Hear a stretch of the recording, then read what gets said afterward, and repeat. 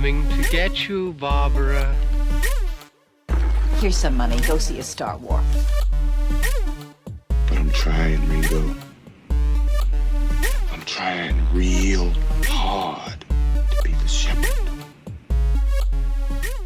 Welcome back to Long Walk Talks. My name is David Hensley. I'm the owner and creative director of Long Walk Productions, and I am joined tonight by my two co-hosts, Stan Wilson Lee. Yo, I'm unshowered.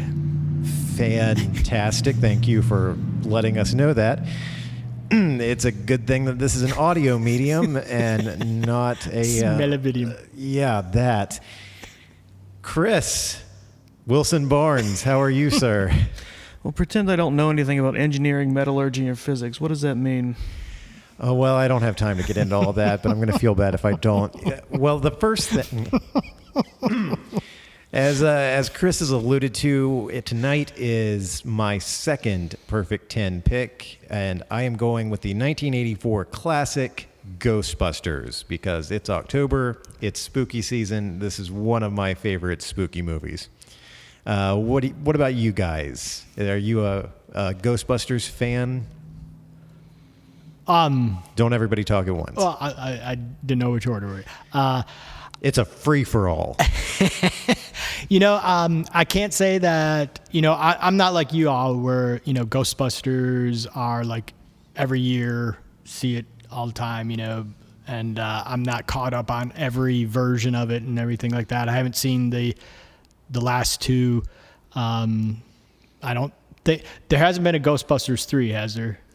Technically, Ghostbusters Afterlife was a direct continuation of the first two. Okay, but the idea that the Bill Murray stuff, the original, didn't have a second sequel, right? It's just Ghostbusters, Ghostbusters 2, and then the newer stuff. Yeah. Afterlife is very much a sequel to okay, those all right, good. Spoiler alert to anybody out there who hasn't seen Afterlife yet. The originals come back. You should watch it before Afterlife 2 comes out. There is an Afterlife 2. Is that 2024? Yeah. I think? Yeah. Nice. Pretty sure they confirmed it, yeah. Very good. Yeah. And the thing is that I'd seen the first Ghostbusters and Ghostbusters 2 like when they were on VHS. So... which is a very old-fashioned sentence to say. I know, right? Don't call me old-fashioned, but... all right, old. How old? You're definitely not fashioned. And I'm not fashioned, but... He's not bathed either. I'm not bathed. He's the unwashed mass right now. I'm in yesterday's clothes, but... Did you walk of shame here? I kind of did. No, he drive of shame here. Drive of shame. That's slightly better. Anyway, we're talking Ghostbusters. Chris, you're an old school fan, right? I don't know if I'd say that. I've seen it. I mean, I've seen it more than once, and I've always enjoyed it. I really don't have a regular rewatch of it. You guys are really letting me down here. Well, that's going to lead directly into my first question then, like we did with the last film. Is it a 10? Obviously, I think so. It was one of my picks. But Chris, what do you think? Is it a 10? Well, if it'll save your fragile little heart, yes, it is a 10. I like it a lot. Go. It's a really good movie. Cool. Stan, what about you? Is it a 10 for you or no? Sure, why not? None of the Ooh, hard commitment. None of the movies were really... I mean, there a couple maybe, and Chris's stuff may have been 10s, but I don't think any of the ones we're speaking, especially in mine, I don't think we would have the, classic film school. That's what we have to see in film school to see what, none of them's Godard, none of them's Antonini or anything like that. So it's like, I don't think it would be a film school 10 about, oh God, nothing we talk about on the show. No, we talked about RoboCop. That's what I'm saying. That's what I'm saying. It's like, but in the sense that influence on us and stuff like that, yes, sure. Because there's so much of what I loved about that period of filmmaking, the Animal House stuff, the Vacation stuff, it's still got the Bill Murray, the Caddyshack feels and the Meatballs feels. So it's like I love it for that case. And then and we'll talk about this later, but the fact that it is actually a comedy that's actually really scary in moments too. So. Actually, yes. So yeah, that's something that we'll talk about in a little bit. The horror element of it. Sorry, Chris, what were you going to say? Well, something I didn't think about until I was watching it this time because I forgot we were doing it today until you texted this morning. So I immediately flipped over to it and started watching it. It speaks a lot to, I think, who wrote it? Aykroyd and Ramis. Ramis. Yeah. It speaks a lot to their comedic styles and their sense of timing. It is a very sharply paced movie. It's an hour 45, and nothing lingers any longer than it needs to establish what you need to know and what to drive or to hit a point or anything. It's bam, next. Yeah, and that a lot of that has to do with the whole making of the movie. I don't want to get too much into turning this into a trivia podcast, Right. but Dan Aykroyd's original vision for this movie was completely different. They would have gone to outer space. There were multiple teams of Ghostbusters. They'd been established a long time. Well, for the longest time, he wanted the third Ghostbusters movie to be them going to hell. Right. That's fun. It was estimated in 1984, in the early 80s when he was shopping the script around, that the special effects alone would have cost $300 million. Getting Harold Ramis on board helped him get $25 million, which was incredibly low for a production this size. So obviously they cut a lot of it. They made it an origin story instead. They only had a 13-month turnaround from start of production to release. They started in May of 83 and it was released in June of 84. So the script was not finished when Now, they started filming. It's important to note, like in modern parlance, that could be feasible, but back then that's very fast. Right. That's rocket fast. Right.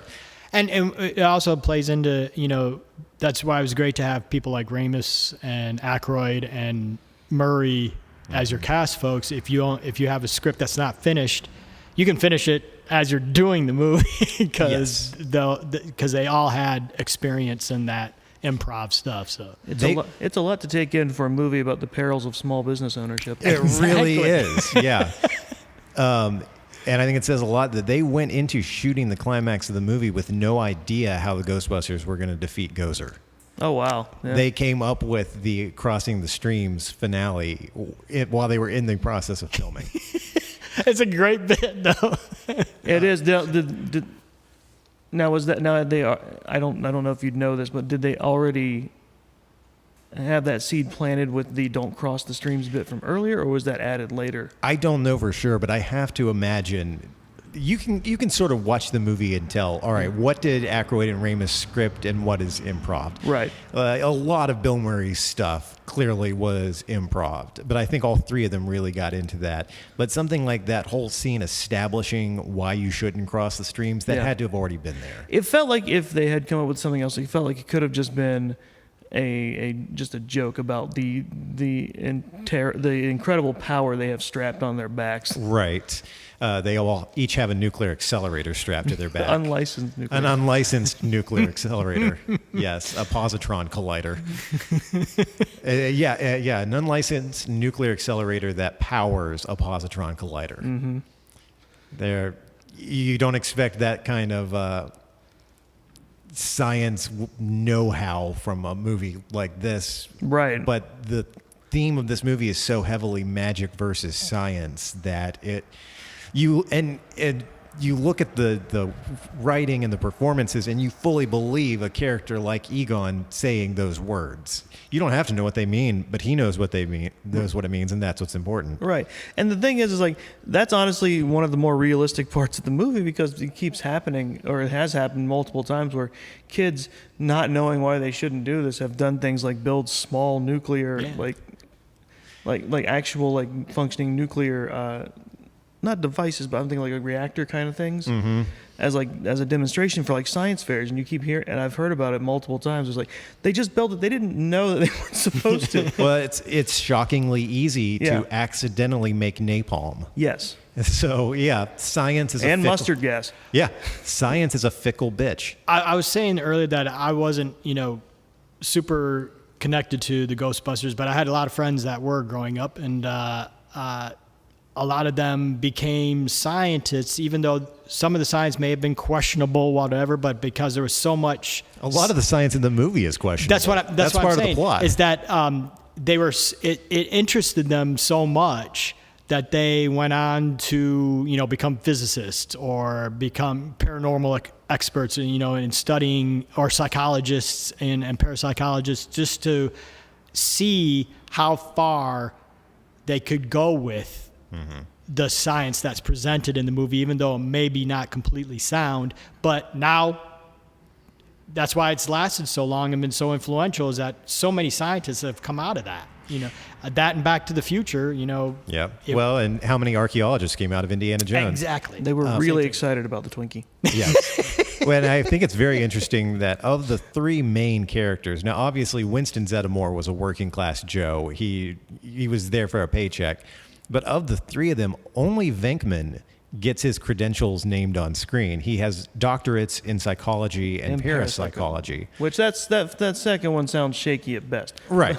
Might be online. Actual medical field, turns out. But the psychology one is on brand, considering how much of a hustler he is. He really is, and I want to talk about that in a second. But I think it's interesting that Egon and Ray's degrees, they're never mentioned. We don't know what their doctorates are in, just that they are doctors.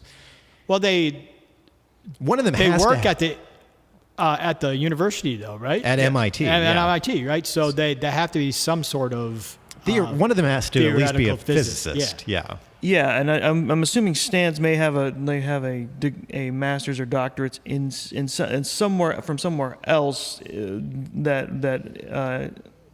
that was built on his love of the paranormal, considering how much he's gotten into, how far he's fallen down that rabbit hole. Right, much like Dan Aykroyd himself. Yeah, and he probably oh man, oh god, yeah, it's no surprise to me that he had to be reeled in so hard. Right. You brought up Venkman's reputation of being a hustler. One of the most interesting things that I think about this movie, and especially about the character of Peter Venkman, is there's a lot of attention called to the fact that he is not. It doesn't seem like he's always 100% on the level. Dana tells him he's more like a game show host.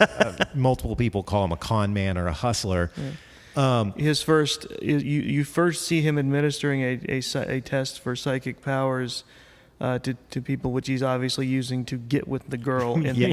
But have you ever noticed he is right, that his experiment works? Yeah. The entire point is the impact of negative reinforcement on ESP abilities. Mm-hmm. With enough negative reinforcement, by the end of that, before the guy walked out, he was successfully calling those cards. Yeah. Here's the thing. That reminds me of the thing I've seen online where someone showed a picture of their test where it says, you somehow used two wrong ideas to get the right answer. Yeah. Yeah, it's up for debate whether or not that was actually his intention. Yeah. But whether it was or not, it turned out to work. But it's also funny because that scene comes after the opening where it's hard established there's something paranormal happening. Right. Like, the paranormal is real and effective. There's no guesswork about it.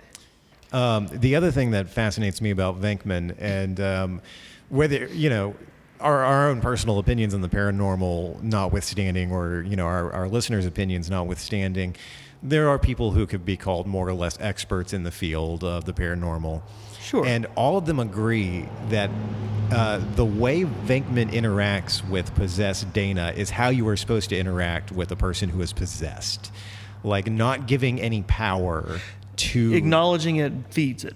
Yeah. Right, exactly. He repeatedly mentions that he wants to talk to Dana. Mm-hmm. I've always just... And I'd love to say that I discovered those two things on my own, but it's the power of TV tropes and the internet. But I just find that fascinating, how much work and thought went into a character like Venkman that is so surface level con man. It seems like they could possibly have cribbed that from ideas of how to help people who have mental health issues too. When they're in the middle of an episode. And somebody with a degree in psychology would 100% know that. Absolutely, yeah. Yeah. I enjoyed the most is that they didn't spend so much awful time. Is that there were skeptics, and Venkman I think is a skeptic at the beginning, and then sees the ghost and gets slimed by the ghost, so he's going to be a believer after that. But Right. but there are plenty of skeptics, but there's nobody that's really denying the existence of the paranormal or of ghosts or of alien entities in the world. Is that so they don't have to fight that. Right. I was going to Except for say the one moment sort maybe of. There's a in the mayor's office a little bit, but I was going to say Walter Peck, but we don't really get the sense that he doesn't believe in the paranormal, just that he's way too hardcore about his job. Yeah, Right. he's more angry about the regulations being violated. Right. than anything Right. else. I was like, another thing that speaks to the smartness of the script, because that I never noticed until I was watching today, was well, one, when you know that they had to scale it back hard, it makes more sense. But the Ghostbusters start getting a lot of work because these paranormal things are really ramping up in the tri-state area of New York. And it's because of the event that ends up coming out through the one apartment building. You don't really make that connection because they never outright say it, but it's just like you're supposed to. It's like, oh yeah, they're getting all this work because the ghosts are being drawn to the event that's about to happen. Right. The apartment building was a lightning rod. Right. For psychokinetic energy. And it's just like it's like Moranis. it helps make sense from 1 to 2. Again, no matter what you think of 2, is like why their work dries up after they Yeah. defeat the event. It's like, yeah, and it's like why it wasn't happening more along anywhere else. It was like because this event was happening in this area. Yep. Exactly. They just happened to be in the right place at the right time. So we spent a lot of time talking about these 4 main characters, which segues into the next topic that I want to discuss, which is each one of them has a very distinct personality type. Venkman is the sarcastic one, more or less. Ray is the very excitable. He's sly. He's very sly. Yeah, sly, sarcastic. Ray is the excitable academic. Egon is the deadpan, dry academic. Deadpan, just emotionally reserved. He basically gives very little thought to things that aren't in his field of study. yeah, Right. he's got Annie Potts all over him, and it's like he doesn't see it. And then you've got Winston Zeddemore, who is very much the blue-collar, working-class Joe that needed a job. that needed a job. So of the 4 main characters, or if you want to, any of the characters in the movie, who do you personally most identify with? And we're going to start with Stan. Oh God. You've had like 6 hours to think about this. He was too busy not bathing. It's true. I would say, but no, because I'm not a skeptic. Well, I'm a skeptic on a reason, but I do have reasonable thoughts that the existence could happen. So I guess it would be more, and I don't really care about making a buck on other people's fears. So it's like I can't be Venkman. So I guess I would be more Dan Aykroyd. You'd be Ray Stantz. Be more Ray Stantz, I guess. You are very excitable. Chris, what about you? Who do you identify with? Winston. Yeah. Yeah, it's like I'm not saying this wouldn't be interesting, but I would be very much in his shoes. It's like, yeah, you know what? The paycheck is clearing, so I'm here. Yeah. If there's a steady paycheck involved, I'll believe anything you want me to. Yeah, exactly. That's a great line delivered right after Annie Potts rattling off that whole list deadpan. Yes, including Bigfoot and the Loch Ness Monster. As those are things that they might encounter. I very much so Venkman. I know, yeah. Yeah, I feel like I have that kind of personality. I am a skeptic to a degree, but I also have weird things that I believe in. Well, that and on top of that, like Venkman is also the person who's like, he's just treating it as a thing to hustle until he realizes it's real. And it Right. takes over his girlfriend or who he's been after. So that kind of elevates his stakes. But then he sees how bad it's going to be after his girlfriend is taken over. I So it's just like- said he adjusts his worldview. Exactly. Right. Yes. But it takes a little bit of urge. The nice lady who paid us in advance before she became a dog. All right, so now I think that just means that we need an Egon Spengler to fill out our ranks, and then we'll have a full team of Ghostbusters. So I think the second part to this question might be a little bit more fun. We've said who we personally identify with, but who do we identify each other with? Now, this might be on point to what we just said, or it might be wildly different. But let's start with Chris this time. Who do you identify me and Stan with? This won't take long. Stance Vinkman. Oh, Stan okay. is Stance. You're Vinkman. Yeah. Stans. Ray Stans. Stop it. Ray Both of you Ban just stop it. Stance. Yeah, that's pretty on brand. I can see that. Stan, what about you? Who do you identify me and Chris with? Again, Venkman, and Winston, yeah. Maybe this wasn't a fun discussion. No, it's just easy to delineate between. I mean, at least he's Winston in No Fourth Wall, basically. You know, it's like the only sane man. The only sane man. You know, and then it takes a lot of stuff to break him into. Oh, here we go. You know, that's what they've been doing. You know, so. See, Stan, I see you as a weird, fucked up love child of Ray and Egon. Yeah, I can you see have that. very strong, Yeah. strong elements of both of those characters. Because I would deny it to Annie Potts. I would be like, "Oh, what are you doing? Are you flirting with me, Annie Potts?"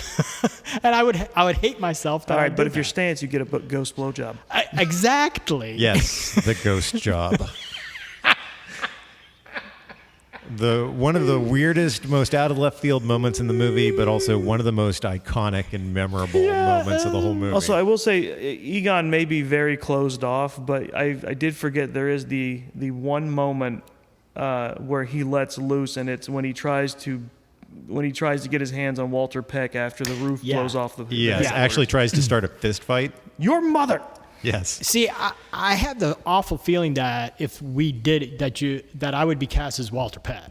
That would be So you know what? It would be a hard toss-up for Dave to me to be either Vinkman or Walter Peck. Really? I think you would be a Like- great Walter Peck, but Robert also would be a fantastic Walter Peck. Oh my God, yes. Yeah, Robert Bradford, if you're listening to this, a long time personal friend and also friend of the pod. Yeah, I can see that. He would make a great Peck. Would. Yeah. Because Walter Peck is trying to be affable up until the point where he's had enough of Vinkman shit. Wait. Yes. Walter Peck is the EPA agent. yeah. Yeah. Is he? He's the man who has no dick. Is he? Yes, that's what I thought. Isn't he a bad guy all the way through? No, he's not a bad is guy. he He's affable at he's beginning? I the guess he would be. overly officious government agent True that. who doesn't realize he's hampering any effort to stop things. Because he hasn't seen the shit. So Well, I mean, even after it's made blatantly obvious that there are ghosts flying that's around. what I'm saying. There are ghosts exploding out of the top of the firehouse, and he's still He's trying to get these. He has them arrested. Still Yeah. has no dick. Yes.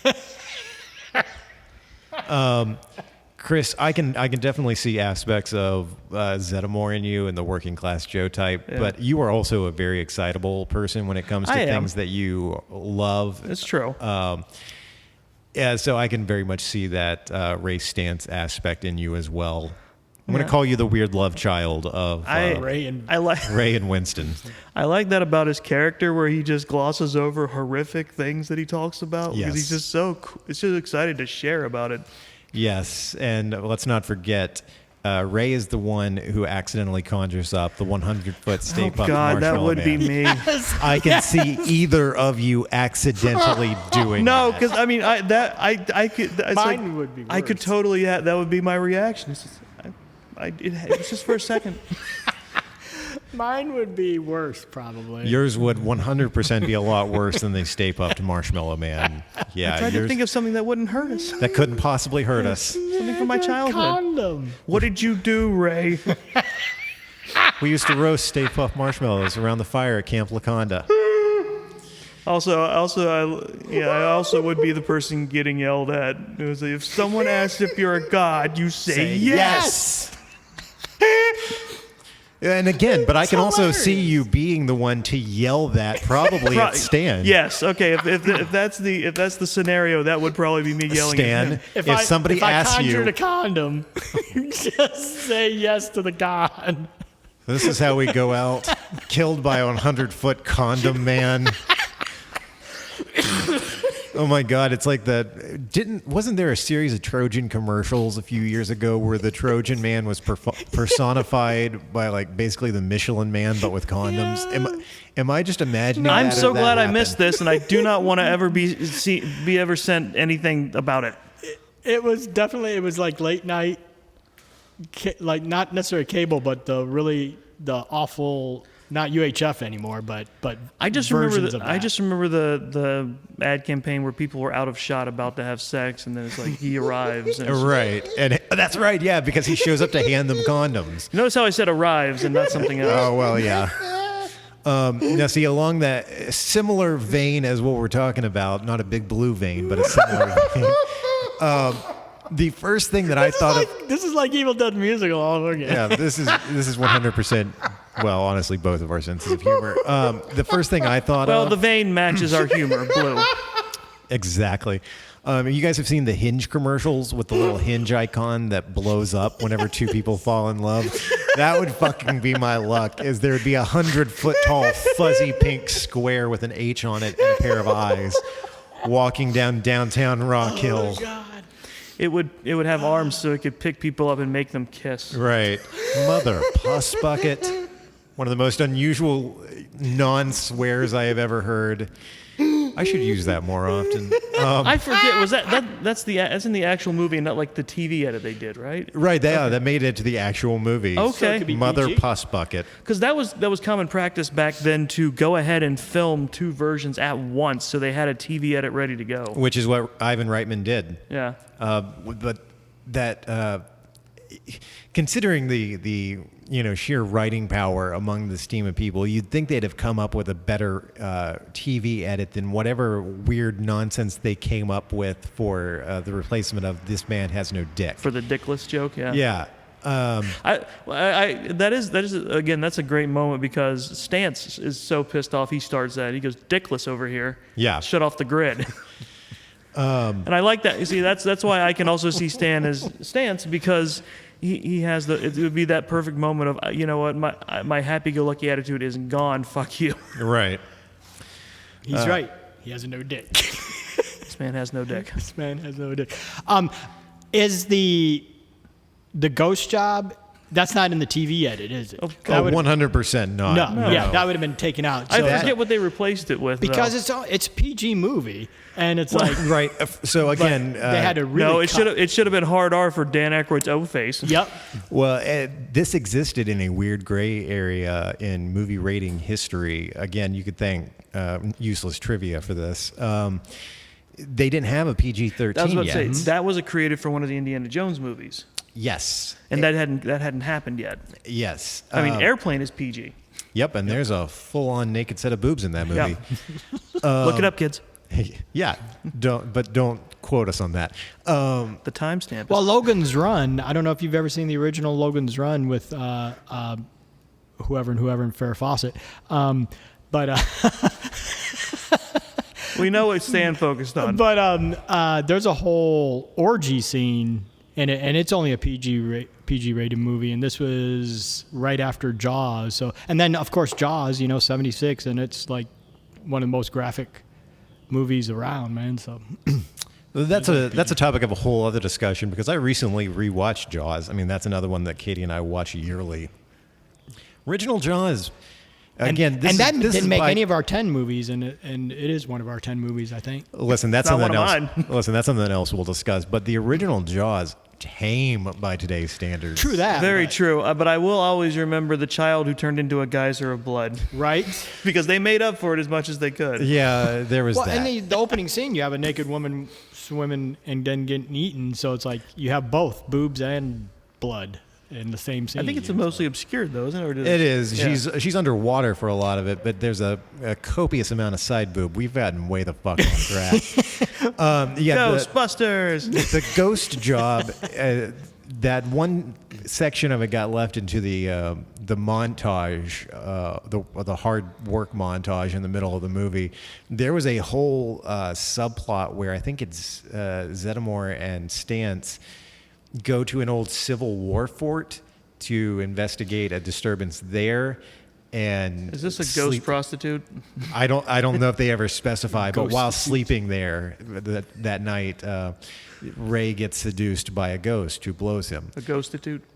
There you go. And the only thing that exists from that scene that made it into the movie is that one random cutaway of him getting a ghost job. That was all Dan Aykroyd. That had to have been. 100%, because I cannot imagine Ivan Reitman or Harold Ramis coming up with a scene like that. Oh, I don't know, man. They're just looking at that footage going, well, we filmed it. We filmed Right. most of it. Just put some of it in the montage. We filmed this while we were coming up with how to finish the movie. And Dan Aykroyd had his own idea of how to finish. right? Ah. We got there at the same time, Chris. Oh, no, never say that phrase ever again. At least not on the radio. Not in this subject matter ever at all. All right. Where are we supposed to be again, Dave? Because I don't think we're there. Well, so we just kind of breezed through the first couple of topics. The next one that I want to talk about might be another one that we breezed through, or might be one that we spent some time on. But we brought it up earlier. Winston Zeddemore, Ernie Hudson's character, shows up about halfway through the movie just looking for a job. So if you were in this situation and you just need a job, you see this pop up on Indeed.com, which we're not sponsored by Indeed.com, but if anybody from Indeed.com wants to contact me for sponsorship opportunities for Indeed.com, I will 100% shill for Indeed.com. No, Dave, we'll sell out. Yes, exactly. But you're browsing online, you see this job offering. Let's be honest, at that point in the movie, it'd probably show up on Craigslist. Which, if anyone from Craigslist wants to reach out to me about possible sponsorship opportunities for Craigslist.com. Does Craigslist still exist? I Yes, thought it got it does. totally busted. It does. There's just, I think they had to crack down on On Craig? on what people could post on there. Yeah. Yeah. But anyway, the job pops up. You see it. Are you applying for it? Chris. Look, it depends. I mean, how it's like how long? Like what's mounting? Like what bills are at the worst? How much have I got? It's like, shit. I'll try it. Yeah. All right. I will go. Yeah. It's like, you know what? You think at the time it's like, these guys want to chase ghosts. Whatever. It like if they need a hand and they're willing to pay right. Sure. Yeah. I'll go find ghosts, quote unquote, and then first day on the job, it's like, oh fuck, Right. But hey, they're paying, I'm in. Yeah.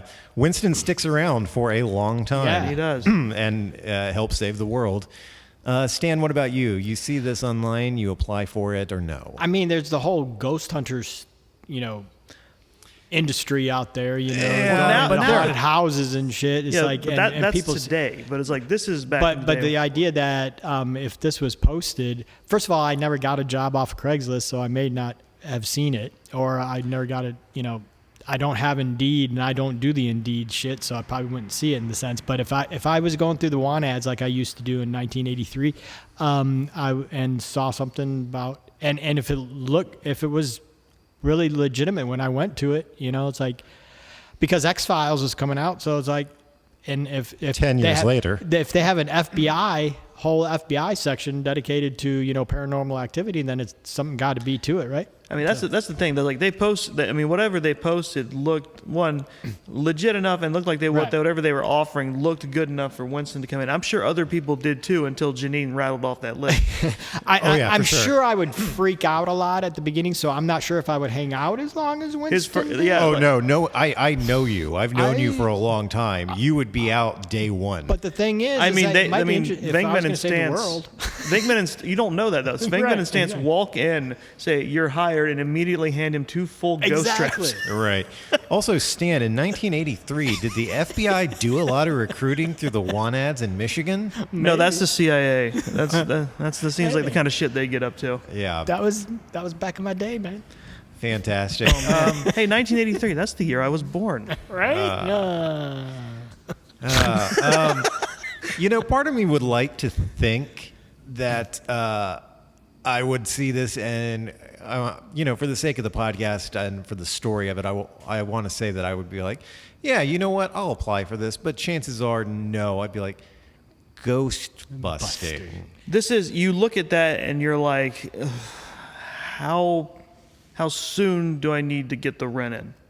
Like, how soon do how much longer are the lights on before I'm like, I'll go talk to these people? Right. And there's some ghosts that are more malevolent than others. So it's like if my first job was, a nice old lady ghost that was hanging out and we needed to Harry Potter her out to someplace else, I think you're focusing on the wrong thing. But the thing is, though, once we got to the things that actually could enter you, that might be a deal breaker for me. Also taking to account the fact that their commercial has been airing. Yes. Right. Because you see it in Dana's apartment when she comes in. It's the "we're ready to believe you," and you look at that and he's like, Yeah. But no, probably not. I would not apply for this job.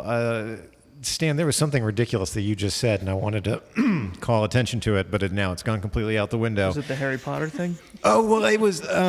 no, not the Harry Potter thing. The enter you thing? It was not the enter you thing. I think those are the highlights. What about something like firmly in the middle? Like, if it's not a friendly old lady ghost that you got a Harry Potter somewhere, but it's also not something that can enter you. It's something like Slimer. I was going to say, let's call it Slimer.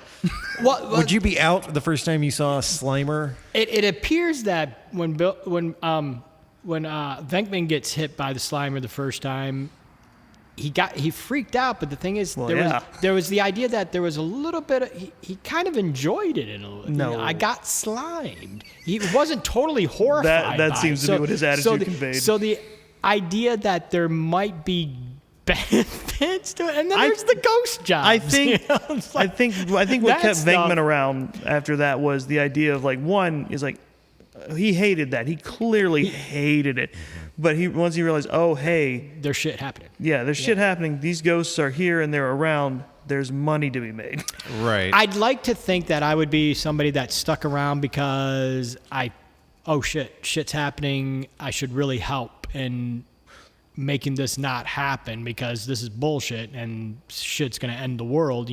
Let's do something. I would hope I would be that person, but I don't know. It's like, I'm not sure if I would quit after Slimer, but I would probably not last to, I don't know, that when What's-Her-Face first shows up is pretty intense. Or when he first talks to possessed Dana, that's pretty... Zool. And then when Rick Moranis gets possessed, that might have freaked me out even more. And it's like the fact that they were able to hang out with Rick Moranis' character and not just like, oh shit, you're fucked, man. And it's like, I don't know. I would hope I would stick around and figure out a way to stick around, but I think I would be done after.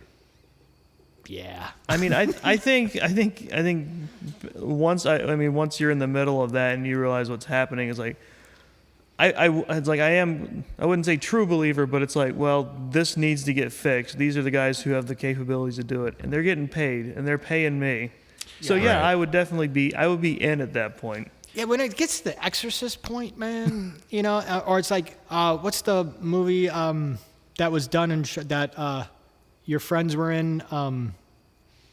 That doesn't... Jeremy and the Taking of Deborah Logan. Taking of Deborah Logan. When I'd have been out, because when they stick around for a long time, except your buddies, they leave. Jeremy stays around for a long time. Stays. My good friend Brett Gentile is one of the first characters to go, fuck this, I'm out. And he literally says that in the movie, fuck this, I'm out, because once it gets to that point, I don't know if I could. Well, that's because there's not much they can do to fight it. Ghostbusters represented a very uniquely kind of American thing. Right. Nobody... Where it's like, they've got the tools to fight back. Nobody in the movie, The Taking of Deborah Logan, possesses a nuclear accelerator-powered... That might be helpful. Proton that can catch them? Yes. Yeah, exactly. And the traps. It's like, they are especially equipped to be able to stop this unique threat, and it's like that's what makes it interesting in a fair fight. And that might keep me around. Even then, because they're still just, they're smart guys, but they're still just guys. It's still a more than a kind of an unfair fight dealing with the paranormal. I might end up wanting just to be Annie Potts' character's job. You know, it's like, And I wanna see gonna you get do off. that. I'm gonna get off the field. I'm gonna just be at the desk. Thank you. I want to see you filing your nails, waiting for the phone to ring. right. I can do that. You know. And when is he going to get some time off? He's been working for 2 weeks straight without a break. Oh man, Janine, We haven't talked about her yet. I want to talk about her so bad. She's so beautiful in this movie. Janine, Winston is very much, I just need a job, give me a paycheck. But then there's Janine, Yes. who, even though she is a believer, because she talks about Yeah. psychic abilities and everything, she's still very much, this is my fucking job. right. Janine is truly the unsung hero of the movie. And the performance is great. I'm sorry. The performance is really, really great. Her performance is fantastic, but there are scenes in this movie which could be a masterclass in screenwriting and specifically show don't tell. Yeah. I'm thinking specifically of when she answers the door the night that they bring Lewis, yeah. who is possessed by the spirit of Vince Clortho. And she opens the door, looks at a police officer, and says, "Dropping off or picking up?" Like, clearly, this is not the first time a police officer has showed up on their door. And wanted to either throw something at them or haul someone away. Right. Which, that also begs the question, do they all just live there? Yeah, Like, well, it seems kind like of. they just...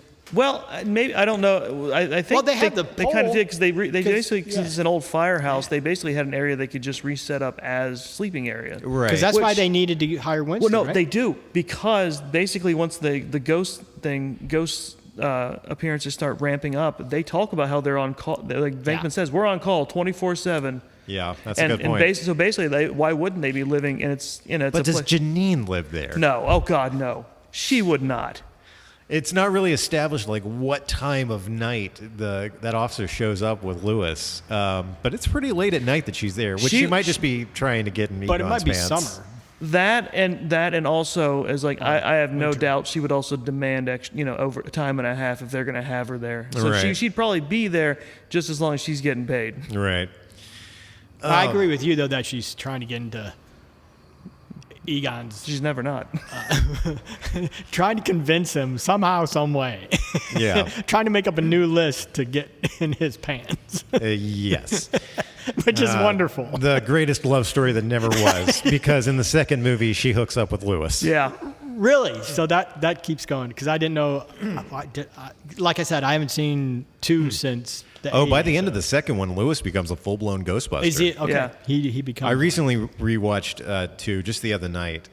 People shit on that movie a lot, and this might be pure nostalgia talking because I saw these movies when I was a kid. Yeah. I love Ghostbusters 2. I think it gets an unfair shake because of how well they knocked this out of the park first try. Right. So expectations are always going to be skewed whenever something like this Yeah. tries to And tries again. Vigo the Carpathian, not as great of a villain as Gozer, but still like more of a physical presence than Gozer was, until they become the Stay Puft Marshmallow Man. All right, so that I think brings me to my last topic, which is a lot is made about this being an 80s comedy film featuring a lot of 80s comedy greats like Bill Murray, like Harold Ramis, like Dan Aykroyd.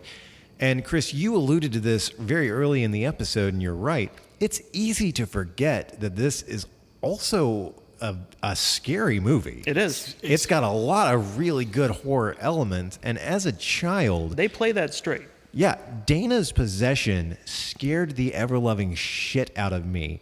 It's a great possession. She comes home at night, puts her stuff down, turns on the TV.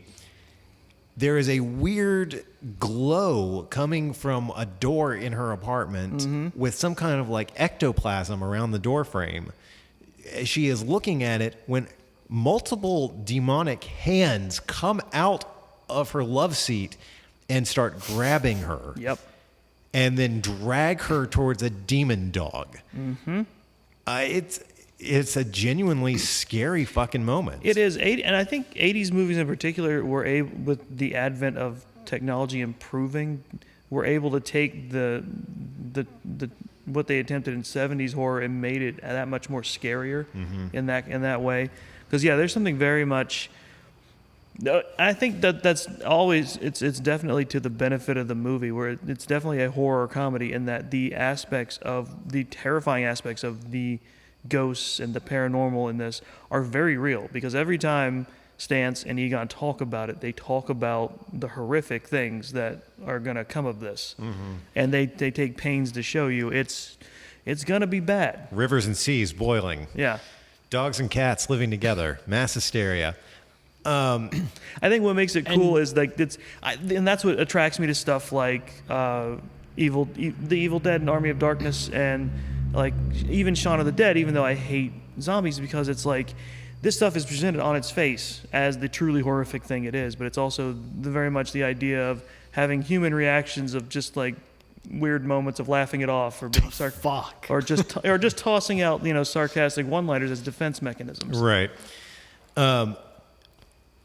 There's a lot of moments in the movie where things get serious, like possessed Dana talking to Venkman. That scene is not played for comedy at all, despite the fact that Venkman is joking the entire time. Yeah, Louis Tully getting chased down by the other dog is kind of funny until the end when he's trapped. Right. Yep. The scene between Ray and Winston, when they're driving back one night, the night that everything really goes to shit, talking about the Book of Revelations. Yes. That is a great fucking scene. And just the hard pause and the look on Dan Aykroyd's face when Winston points out to him, maybe the reason we've been getting so much work is because the dead have been rising from the grave. Yeah. The cutaway to Dan Aykroyd's face, to Ray's reaction, is just pure gold. I love it. There's so many of those moments sprinkled throughout the movie. Like Venkman's reaction when it's initially played for laughs, but when Ray's like, it smells like burnt dog hair, and they suddenly realize, Dana is, for all they know, is dead, fried inside the body of a demon dog. There are so few moments where Venkman is completely serious, but in that moment, the look on Bill Murray's face is heartbreaking. It's such good stuff. And that's something that if you ever want to see more of stuff like that, is always check out like the Law and Order shows. When they have comedians guest star, comedians always do an excellent job of nailing dramatic roles. It's something that they can do because I think they're better at turning on a dime and switching a mood. Well, all Robin Williams villain stuff, again, it's like his stuff in Insomnia, 1 Hour Photo and stuff like that. Well, not even like his villainous stuff. Like Robin Williams had a lot of great dramatic roles. Oh yeah. Especially his Bobcat Goldthwait stuff, man. Well, yeah, but there's that, but there's also Jesus Christ, Good Will Hunting. Good Will Hunting. He is incredible in that movie. There's one I have not rewatched it in many years. Or it's an interesting role of his is Moscow on the Hudson. Great movie. Where he plays a circus performer who defects to America. Oh, I do not know that movie at all. Very good. Never even heard of it. It's one of those HBO ones where I would catch from time to time in bits and pieces when they aired it. Interesting. Well, that was all the topics that I had written down for Ghostbusters. Did you guys have anything that you wanted to talk about before we wrap up? We got around to it, but Annie Potts, and then the career she got to have after that was just wonderful. So it's like good for I love that woman heartily. So Chris, did you want to spend some time talking about Annie Potts as well? I mean, I could just say her name 20 times in a row because we haven't spent a lot. And she's Sheldon's grandma. I don't care. I could. I do. Cool. I could give a fuck. Imagine if your grandma was Annie Potts, though, man. It's great. I wouldn't think of her that way, Stan. We haven't spent enough time, I feel like, talking about Sigourney Weaver, who is fantastic as well. So good. I was going to bring up the, how you were talking about her moment getting possessed and playing into the horror of the stuff. She just came off of Alien, so the idea that they were able to bring in this performer that has experienced that type of performance in the sense that she was going to totally commit to it, even though it's supposed to be a comedy movie, whatever, that she could totally buy into that pathos and that the weird shit. You know, it's like once you see something blow out of somebody's chest, you know, you can pretty much play any kind of horrific moment. So yeah, she's great in that. She's really, really good. I will always and forever, even though it's not something I always go to a lot, but I will always and forever love this movie for the vibe. The vibe and the tone very much informs my feelings in terms of of characterization, and especially like in horror movies. It's like I like that kind of thing where it's well handled, and at the same time the danger is real and treated as a danger, but at the same time it's more fun. Yeah.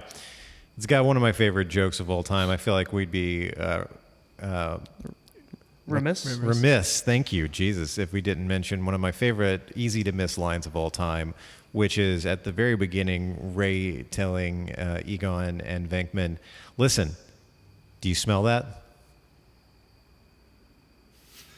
It's just such a simple joke that flies over so many audience members' heads, and that I get a laugh out of every time. Listen, do you smell that? Much like this podcast, how we're very glad it's an auditory medium. Yes, please have some. Yeah. I'm unbathed. And God damn it, Stan. All right. Well, I think that's going to wrap us up for this episode. Chris, are we pay-per-view-less for a little while? We got something. I hope. We got one of the Saudi Arabia shows coming up on WWE. Is that this month or next month? I can't remember. I think it's next month, maybe. I hope it's next month. I'm sorry, guys. I got wrestled right the fuck. Was it September, August? I just glassed right over. Well, it was September had the weekend with two WWE and one AEW. Yeah, that's right. I got wrestled out. Extreme over that Rules period. was fun, but yeah, it was. I'm hoping we're good for a little bit. I've got 2 months left of my perfect 10 picks, and you know what, guys? The more I think about it, I might change. I'm not going to say what the next one's going to be because it might change. I still have to watch it, Dave. You have to tell me. Right? Yeah, you're going to know ahead of time. But the more I think about it, like I might attribute recency bias to these last 2 picks because I'd watched them like right before making my list. So it might change, and for that reason, I don't want to say 100% what next month is going to be. I want to change one of mine. Stan, we do not have a time machine. Yeah, there's no going back. and Why fixing not, that. Chris? I thought you were working on that. I mean, honestly, like we could have just done, and I'm sure it's the same for the two of you. We could have had 3 years worth of content. I could have done 12 months of perfect. We can tens. do this every alternating year. Yeah, and who knows? We might if I don't come up with anything interesting. We've had themes the last 2 years, directors, the filmography of certain directors, and I don't think I want to go back to that.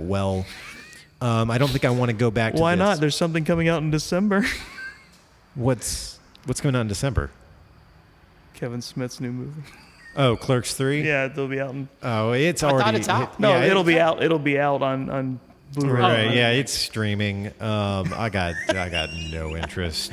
We can update our Kevin Smith. We could, and you know what? If 1 month next year I'm just desperate for content, I might say let's all watch Clerks 3. And I have friends who went and saw it because they did a limited theatrical run in September. I've got friends who went and saw it and enjoyed it.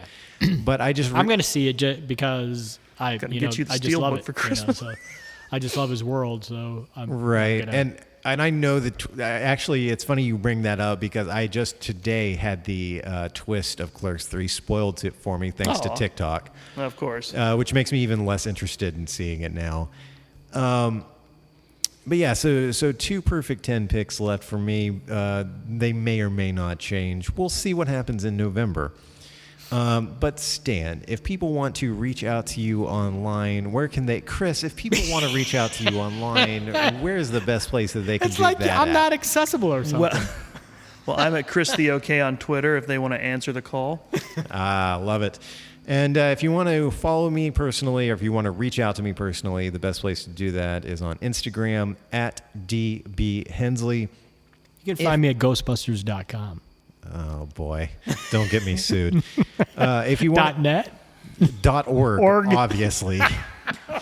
If you want to keep up with Long Walk Productions, you can visit us online at longwalk.us or search for Long Walk Productions and Long Walk Podcast on Facebook. I really need to take that out of this outro because I never fucking update our Facebook pages. To see more of our original work or hear past episodes that are no longer streaming, you can follow the YouTube links in the show notes. That one, I keep those channels updated pretty frequently. Thank you for listening, and if you enjoy this show or any of the shows on the Long Walk Podcast Network, please make sure to leave us a rating and a review on whatever platform you are listening on. Peace out. Ray has gone bye-bye.